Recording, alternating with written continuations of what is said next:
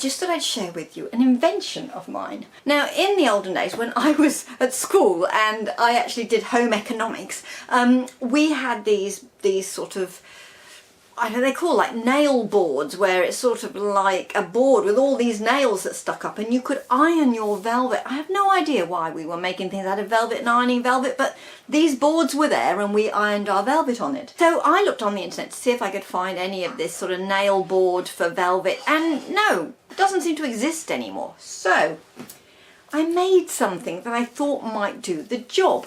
This is a bit of old broom handle. Had this left over, and I also had some Velcro, stick-on Velcro in the shed.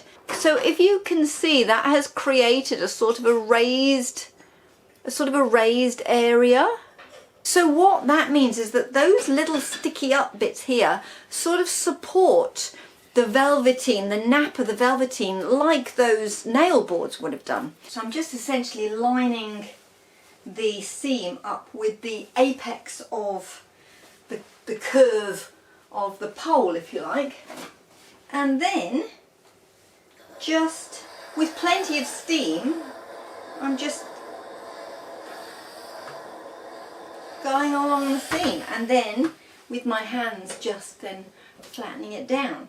And of course, being circular like this, it means that the iron itself isn't putting a lot of pressure on a large surface of the velveteen. It is literally just sort of, I place the seam along the sort of the apex, would that be the right word, along the sort of the apex of this circular circumference, and so not much of the iron is actually on the seam, and it has worked a treat. I am so pleased with it. There is no sign of crushing at all, so I'm really pleased. Out of a bit of leftover stuff from the shed, I've sort of made my own sort of velveteen nail board.